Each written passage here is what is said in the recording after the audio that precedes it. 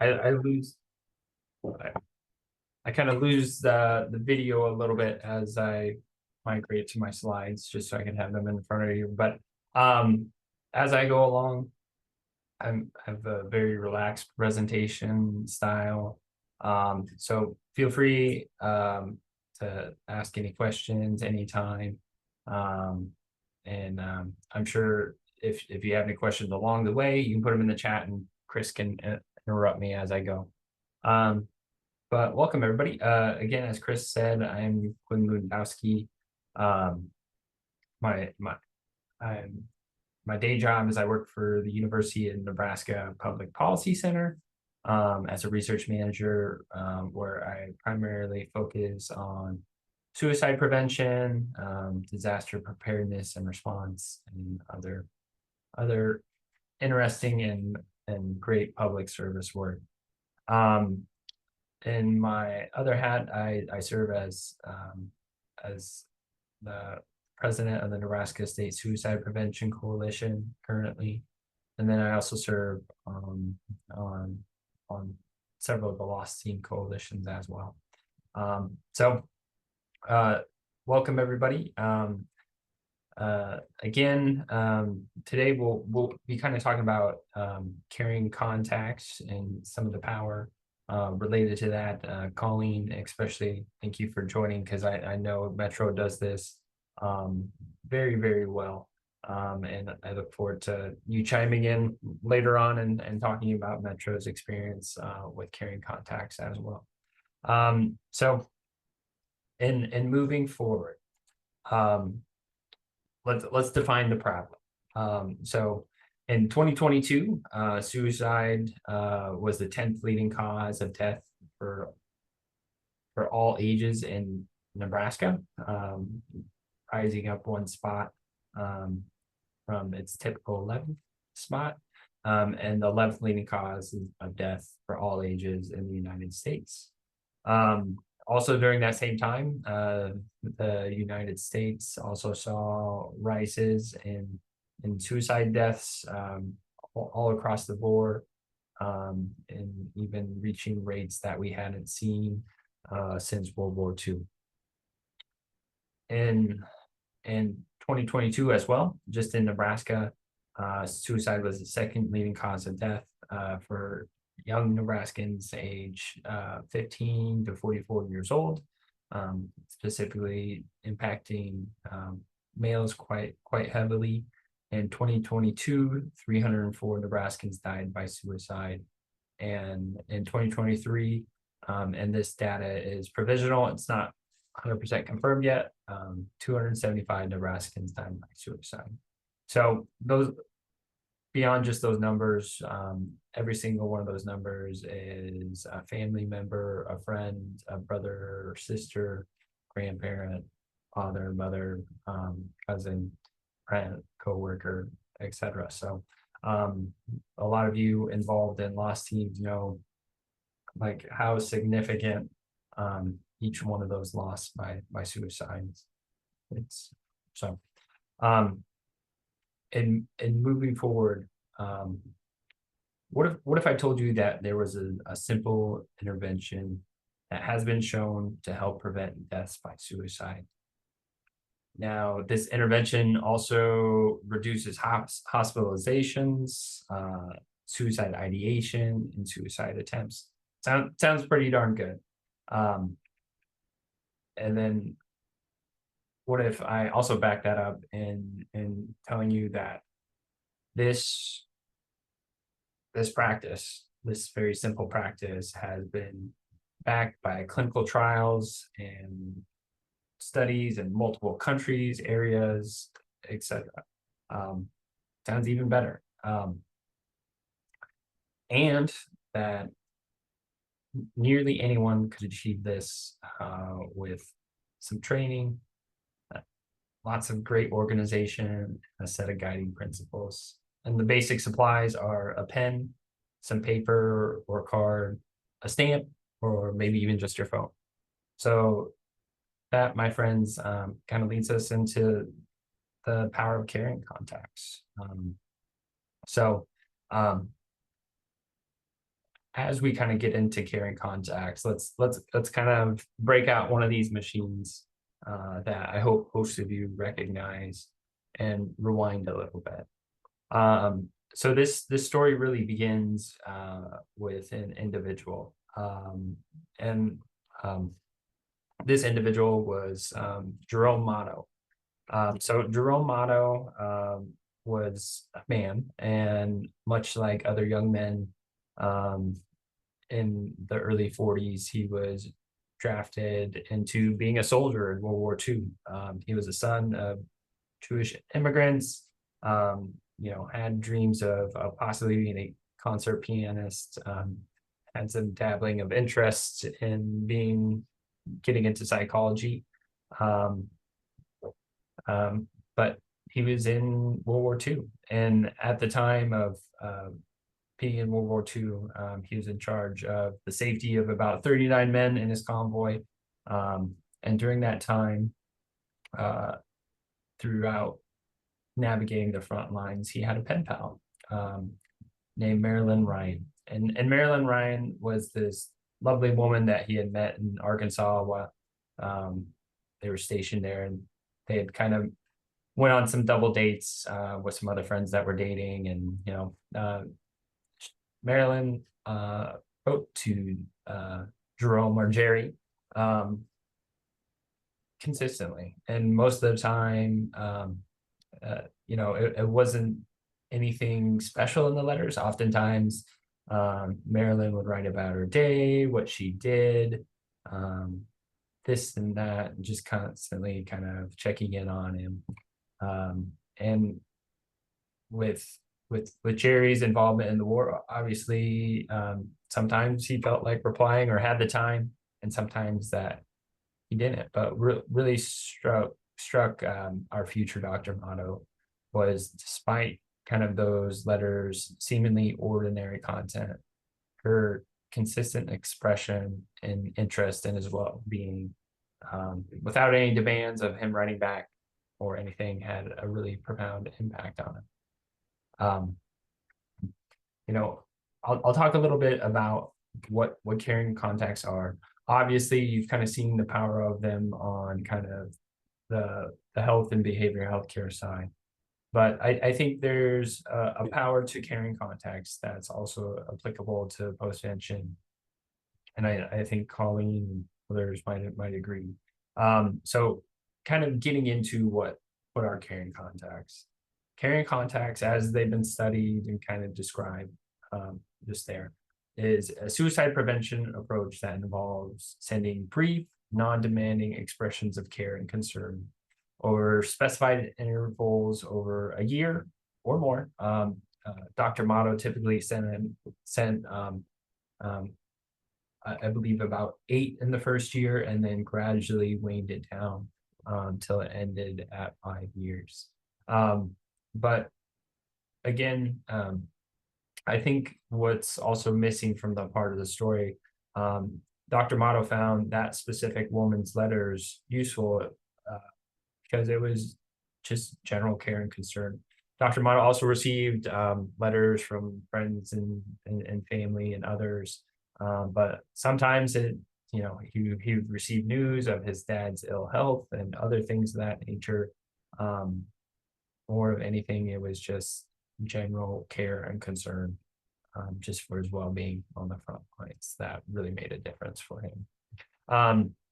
Again, they can be delivered through various channels such as letters, cards, text message, as you saw with Dr. Ursula Whiteside, who, if you ever look up Ursula Whiteside, there's also a wonderful Huffington Post article about caring contacts and Ursula, and some of those that she's worked with as well. So it's a good long read, but excellent as well. So again, why caring contacts? Why is this approach kind of needed? So oftentimes when we see with caring contacts in this particular context, there's a shortage of effective interventions to reduce suicidal thoughts and behavior. Effective treatments for suicidality often are not readily available.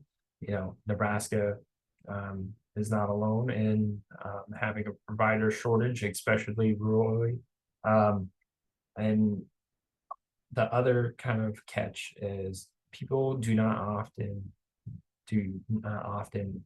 attend the recommended follow-up care, or they quickly drop out of treatment. Sometimes their counselor's not a good match, and that's the end of that. So there's a variety of different things on why caring contacts can help change the conversation, especially when it comes to health and behavioral health care. So it didn't talk about it within the video, but Dr. Motto had basically four guiding principles that he surrounded his caring contacts around. One, the force that binds us willingly to life are mostly exerted by our relationships with other people, whether they be intimately involved in our lives or influences by other psychological processes.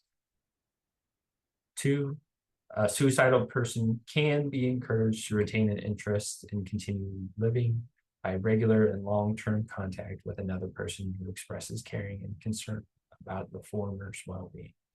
Three, the contact must be initiated by the concerned person and must put no demands or expectations on the other in order to be experienced as an expression of unconditional concern and to have potential to reduce feelings of isolation and helplessness. So I think that non-demand message definitely I think is stressed incredibly. If I texted or emailed or called every single one of you right after this and said, hey, please give me a call right after this ended, that puts a demand on you. And it might make you feel uncomfortable or feel like you have to accomplish something, or the extra barrier, like, oh, what does he want? Other things of that nature. So again, it really stresses that these messages are just general sharing of concern and care. And then number four, such a program of continuing contact can exert a long-term suicide prevention influence on high-risk persons who cannot accept the established healthcare system. So that's kind of where Dr. Motto especially started. So he primarily focused on those when he originally started his study way back in the mid-70s. He focused on those that they were admitted for suicidal ideation or attempt. They were discharged and did not enroll in any follow-up care. So he really focused on that particular demographic. So he wanted to know how they can kind of continue to connect them, as well as continue to let those folks know that they were there if they needed them. So again, kind of an overview, caring contacts, a variety of different modes and methods. Typically, caring contacts come from individuals who have interacted with whoever you're sending them to. So especially like if somebody received behavioral health care from somebody, typically the person that is at least signing or putting a little bit of message on the card is somebody that they saw during treatment. If this was implemented in kind of a lost sense, somebody who had contact or message back and forth or anything that.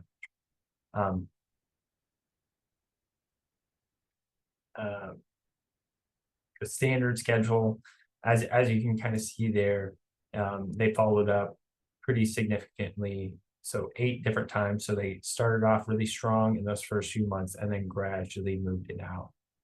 So there's different iterations that have been tried, as well as the VA now implements carrying text messages as well. So they're using their own version of carrying contacts. as well as, I think the fourth thing, response rates vary depending on mode of communication. Some ways are a little bit easier to respond than others. So as with Dr. Matos, it took a little bit of effort to submit a response back in. Often people had to find an envelope and a stamp, which was a little bit more commonplace then. Me myself, I couldn't tell you where my book of stamps is. Oftentimes it's going to vary from person to person as we go on.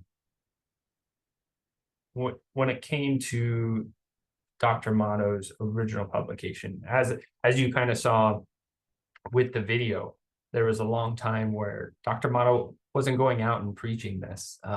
He wasn't beating down doors telling everyone about his study. So this is a figure from Dr. Motto when he finally released his study and the results of that in 2001.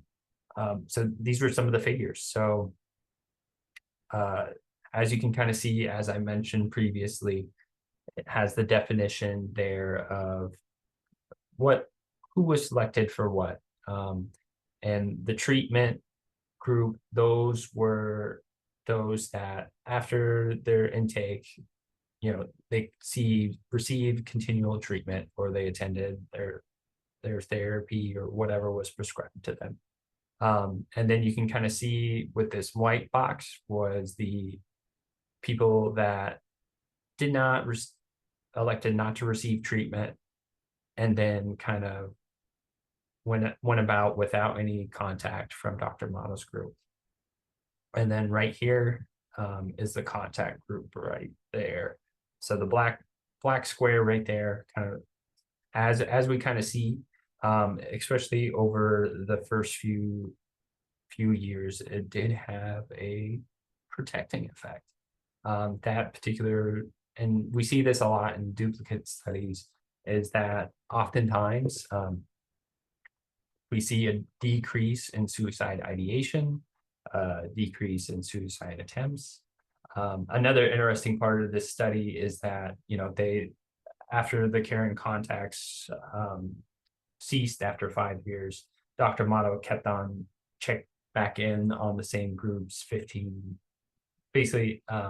10 years later after that. So 15 years later.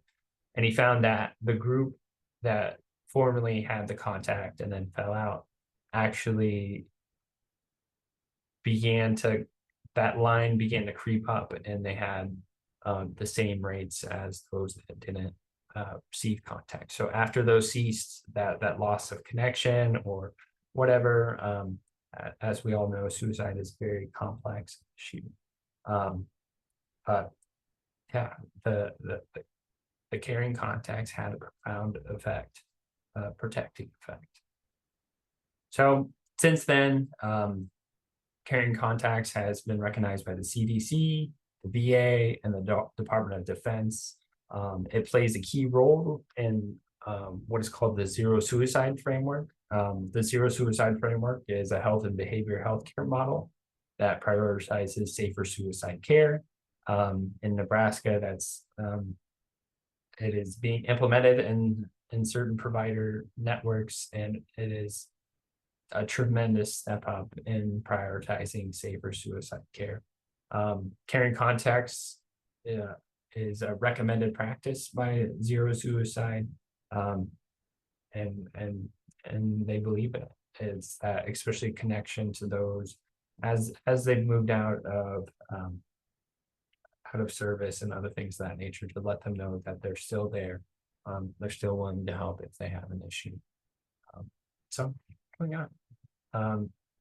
What makes a caring contact? So again, brief message, non-demanding, exclusively focused on expressing care and interest, is long-term, generally also authored by the individual who has met the person, talked to the person, or have established a rapport.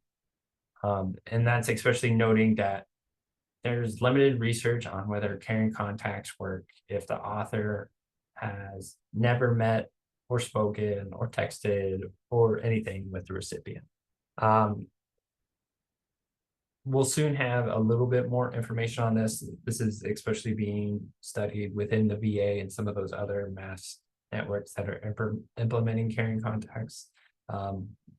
Not always is it possible to have the doctor or the provider, yeah, send out a caring contact.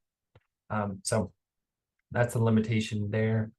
And here are just some examples of caring contacts. So this is kind of one of the original notes. So just a note to assure you of our continuing interest of how you're getting along. Hope things are going well for you and they are continuing to do so. And right there, just sign right there. And again, Dr. Mono started adding in kind of phrases or testing things out. If you have the inclination, feel free to let us know how things are going. Here we have kind of an example from the VA. It was an honor to serve you in the emergency department. We are here for you should you need anything. Please contact us. And then you can kind of see this is an example as well, kind of the text related project. Here they're just kind of following up via text, reminding them of resources and other things that are out there. So again, kind of our general goals with caring contacts as we see it. We're trying to reduce the feelings of isolation and loneliness, enhance emotional well-being and resilience, and increase access to services and resources, as well as we're trying to help individuals cope with grief and trauma and things going on in their lives, as well as providing a sense of hope and belonging, connection. And at the end of the day, we're trying to help prevent suicide. So let me reverse that a little bit and kind of hit pause.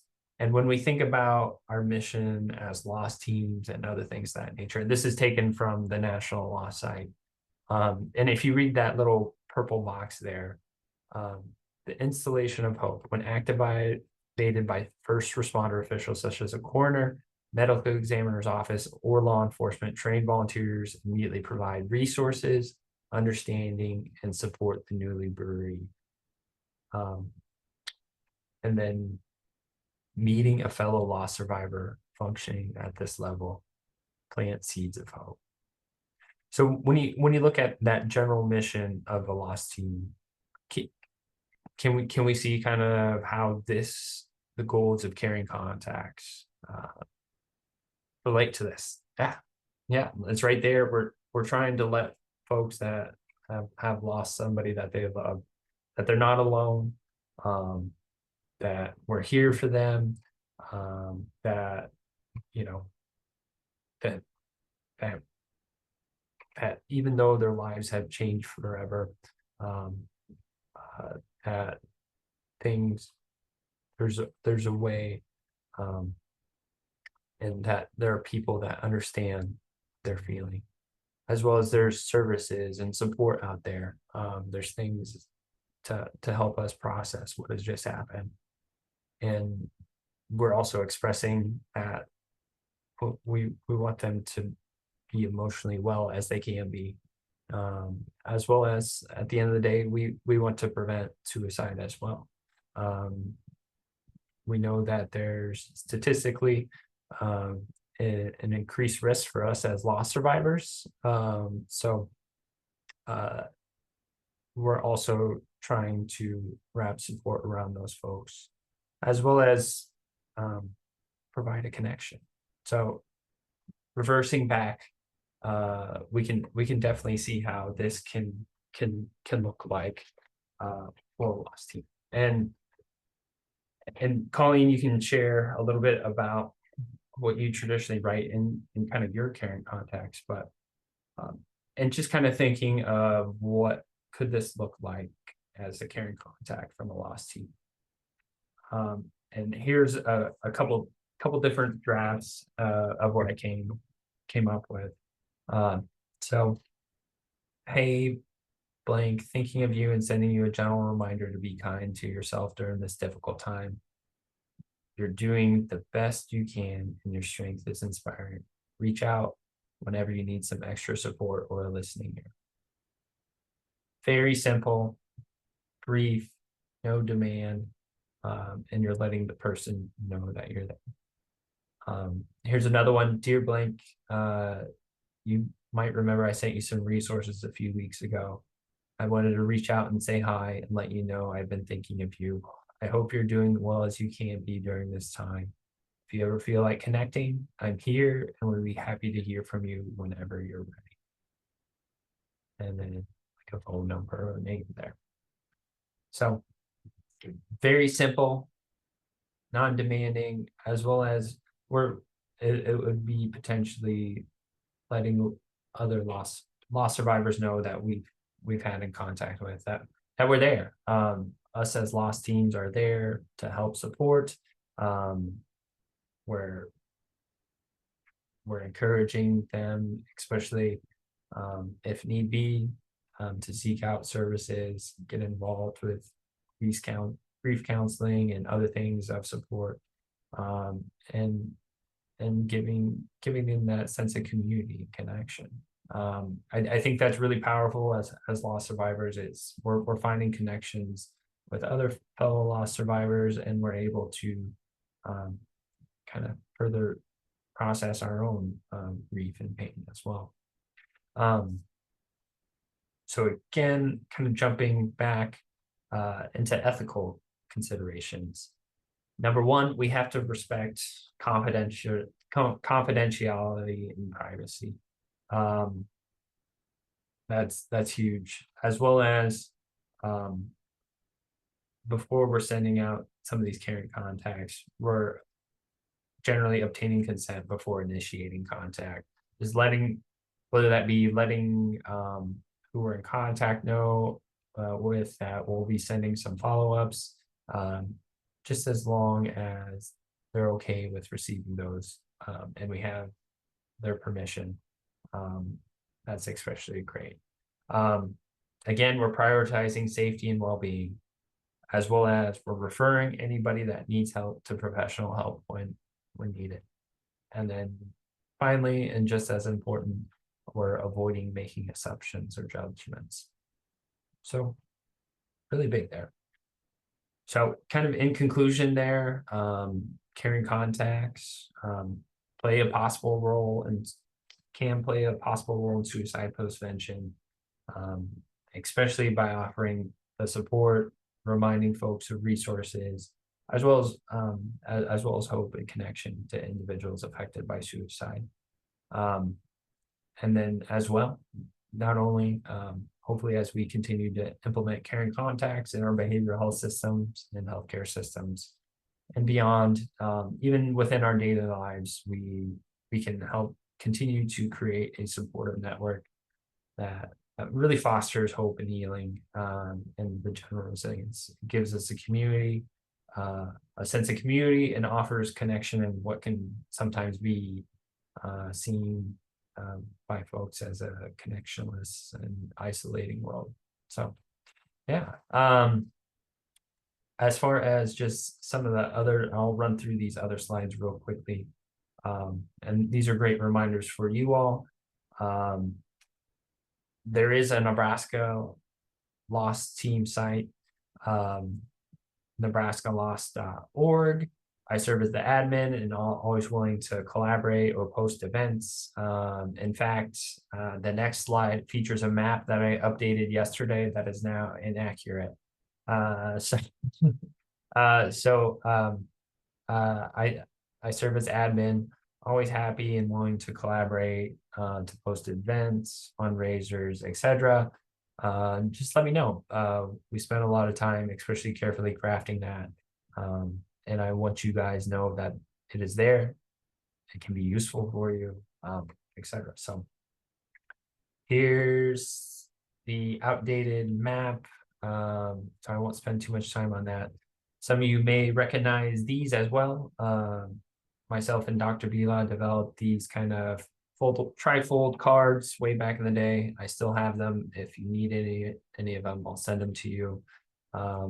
I think the one key thing there We wanted to brief, consistent, as well as messages for survivors, provide them some resources, and let them know that they were there. And this can be handed out in the community, whether it's your law enforcement officers or whatever. The one key update, obviously, is the suicide prevention lifeline now is in existence. So some folks have adapted stickers or anything of that nature to kind of update that.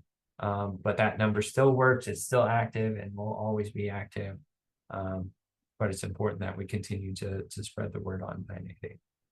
Nebraska fan, whoa, what just happened?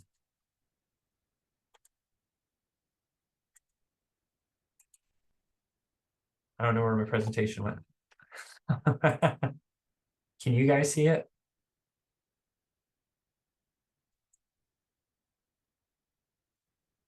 We just see the Zoom screen. Oh, now it's back. Okay, 1 second. Sorry, Good. folks. Close your eyes if you get sick from me clicking through slides. The other thing, the Nebraska Family Helpline, a wonderful, wonderful organization. It's out there. It's also run by Boys Town, who also serves as our provider for the 988 Lifeline here in Nebraska. One thing that people consistently don't realize is that helpline operators can connect eligible families to the Family Navigator service, which that service helps families of, that have young children get a little bit more efficiently gather the assistance that they need. So wonderful service. I think that's something that people don't often know. They know that there's a helpline, but they don't know about the Family Navigators and all that other stuff. So that's out there. The other thing is Camp Aaron. I think some of you may know of Camp Aaron, but I'll continue preaching their gospel because it's a wonderful, amazing idea, as well as just camp. So Camp Aaron and Morning Hope here in Lincoln helps run this annually. Puts on a free bereavement camp for youth grieving a death of a significant person in their life. So children ages 6 to 17 go kind of on a weekend long overnight camp experience that kind of combines fun of camp with some grief, education, and emotional support. And it's led by bereavement professionals in a safe environment. So great, wonderful experience. I've talked to many loss survivors that really have just expressed, that they wish that this exists when they were a kid and experienced their loss. So especially of families that have experienced a loss, that have young folks, it's important for them, those young children, to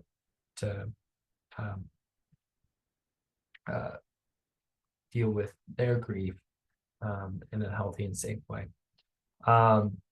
There's also some general references and links.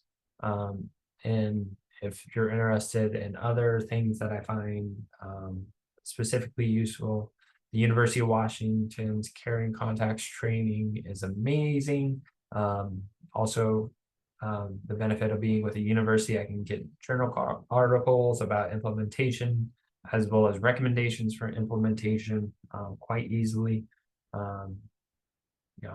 As well as the Rocky Mountain MyRec Caring Contacts resource page, which has a ton of great stuff on there.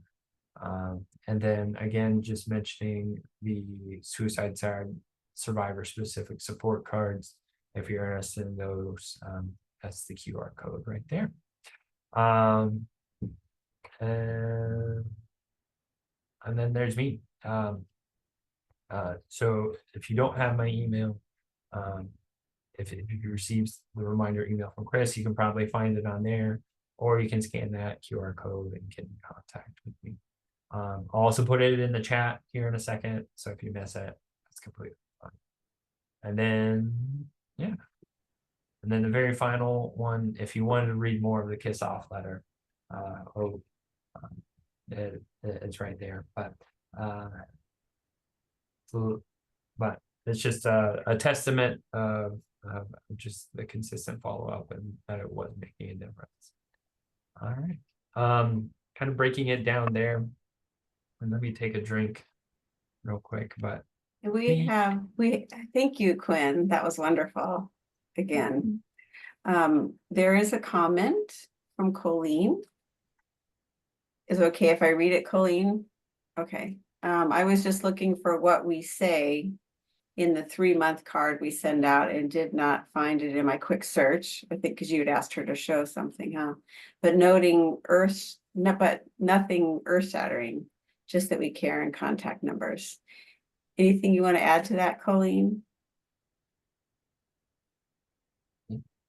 I'm sure. I was just gonna say, Nebraska, with our loss that we team, I think the layers of contact, text messaging, phone calls, and they do 2 by mail that we do handwritten.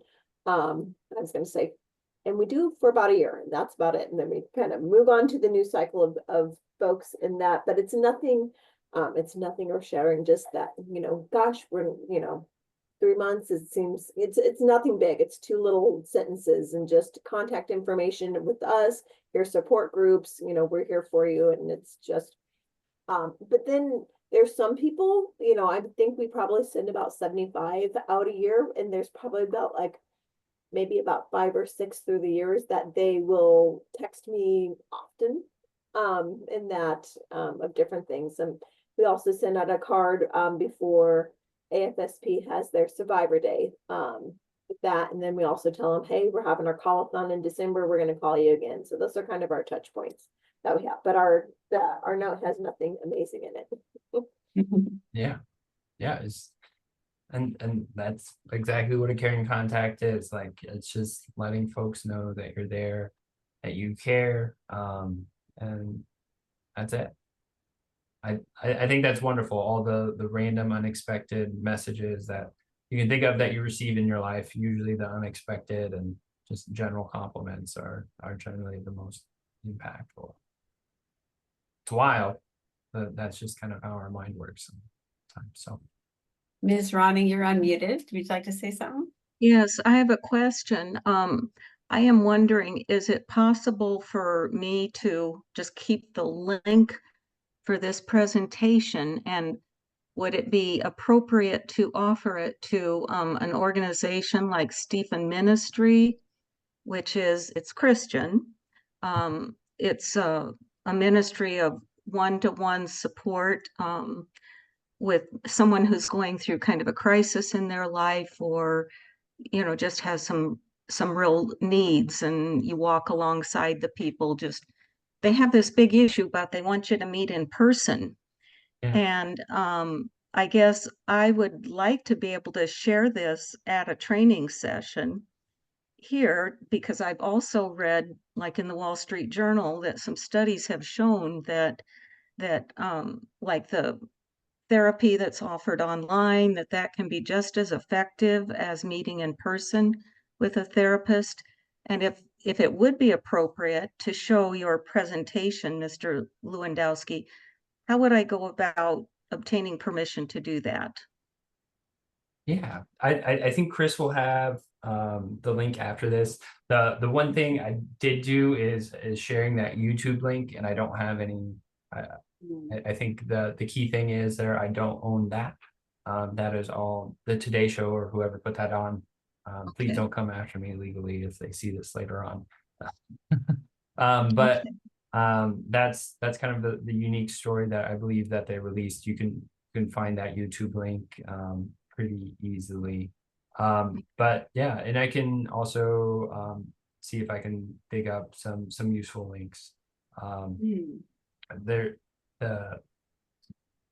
the Zero Suicide website, which is kind of the health and behavioral healthcare website that talks about the framework, really has caring contacts listed as a part of their resources, and attached they have a lot on there related to caring contacts and other great things. They have Mhm. examples, other things, since it sounds like they're providing some counseling and other great service. I can see if there's some more specific things related to that on the Zero Suicide website. But yeah, it's a great practice. I think, especially in looking, and I'm fairly critical, as well as some researchers have as well.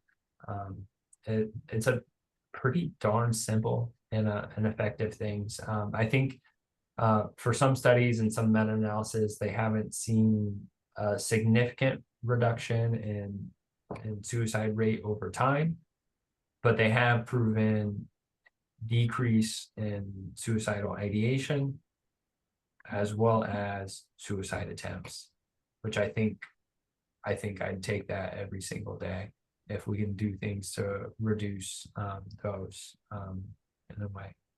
And then as well, I mean, it was kind of sad reading Dr. Motto's original study. As the contacts dropped off, you saw the rates of those that stopped receiving those contacts, their rates go back up and start to almost match those of the control group that had no contacts. So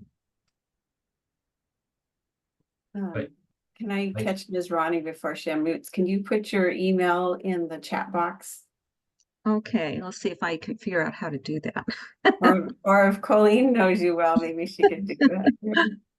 But yeah, if we could get your and your first name too, that'd be awesome. Yeah, okay, let's see. I just don't know how to navigate to get there. no, I also put my email there, Ronnie, in the chat. So if you can steal that and you can reach out. Okay. Oh, okay. Now there's something else showing here at the bottom of my screen. Whoops. Well, Gone. Quinn, if again, so we will get the recording link. This has been recorded. Thank you, Colleen. I think you suggested Okay. that. And then we have a YouTube channel for Four Corners where I think Quinn, we have another one posted on there. And then also Dr. Don Bilau has done, so there are a lot of others related to mental health mainly that are posted there. So that's where it'll be posted. But if I have all your emails, I'll try to also email you the link.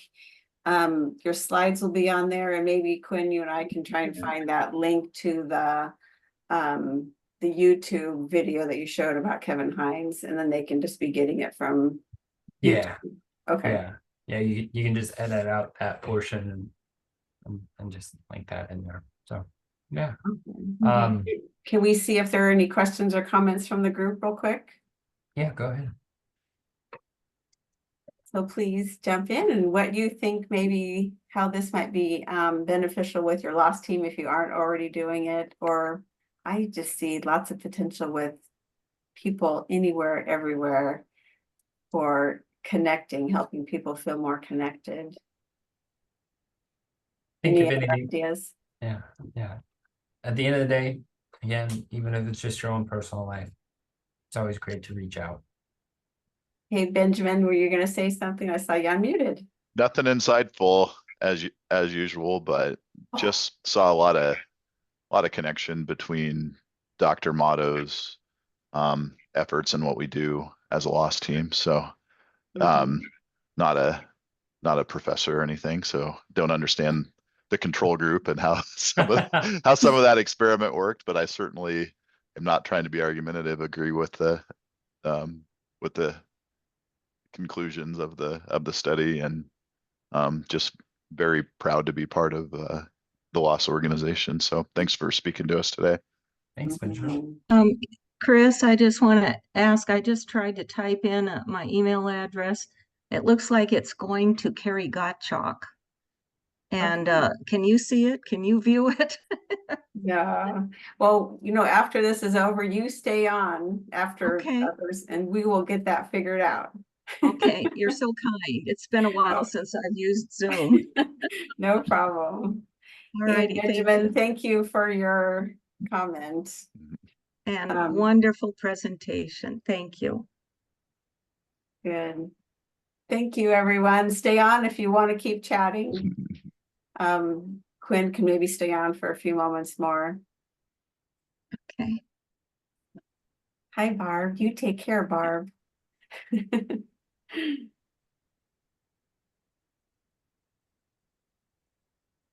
What'd you say, Barb? I just can't Thanks. hear You you. know, like, because my headset was up. I said, thanks. You have a good day too. Have a great weekend. Oh, thanks. Let's talk soon. Yep, sounds good. Okay. And Carrie is off. So now it's just the three of us. But I can say, let's see, I have the Zoom. So Quinn, if you need to get off, I'm gonna get Ms. Ronnie, what's your first name? I'm sorry. Laura, And, I'm just Laura. trying to type, I think I figured out maybe and, how and, to, and Chris, Carrie, Yes. Carrie put it in the chat for Laura. So Oh, she did. That's right. so Hey, we have Carrie just took care of you. So you're set, Laura. You are a school I'll enter it again psychologist. just in case. Awesome. Awesome. Well, you are all set, Laura. Okay, good. Carrie Thank put you your so information much. in the chat box. Yeah. And you just did too. Well, thank you. Good job. Laura, thank you so much for joining today and for your work Oh. with people.